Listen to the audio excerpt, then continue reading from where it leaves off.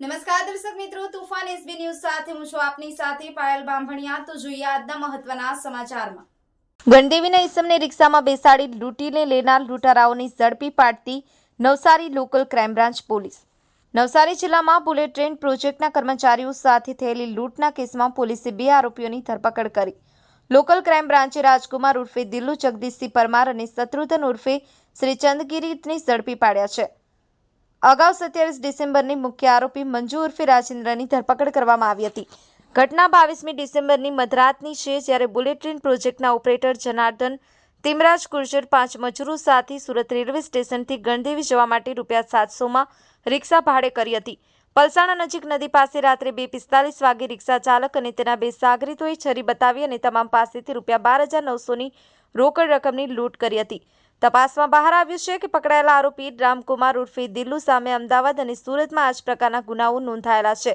આરોપીઓની modus operandi railway station કે depot પાસેથી મુસાફરોને રિક્ષામાં બેસાડી સુમસાન જગ્યાએ રિક્ષા લઈ લૂંટ ચલાવે છે। પોલીસે આ કેસમાં વધુ તપાસ હાથ ધરી છે। રસીદ ભાણા, તુફાન એસબી ન્યૂઝ, નવસારી।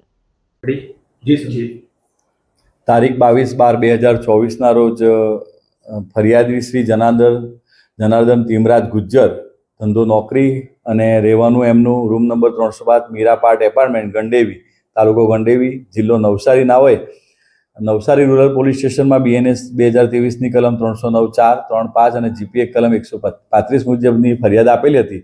જે ફરિયાદની હકીકત એવી હતી કે જે એ લોકો મુંબઈથી અમદાવાદ જતા રણોદરા ગામના પાટિયા પાસે ગણદેવી જવા સારું ઊભા હતા। તે દરમિયાન એક ઓટો રિક્ષા રજિસ્ટર નંબર જેનો છે GJ5CX4165 નાનો એક આવેલા અને એમને બેસાડી લીધેલા।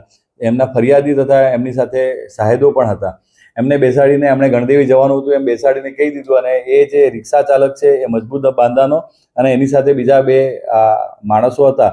તો એ એમને ભાડું લઈને ગણદેવી છોડવા માટે બેસાડી દીધા અને પછી રસ્તામાં લઈ જઈને એમને ચપ્પુ બતાવીને એમને કીધું કે તમારી પાસે જેટલા બી પૈસા છે એ અમને કાઢી આપો, નહીં તો તુમકો જિંદા કાટ ડાલેંગે, એવું ધમકી આપીને લૂંટ કરવાના ઈરાદે એમની પાસેથી કુલ ₹12,900ની લૂંટ કરેલી હતી।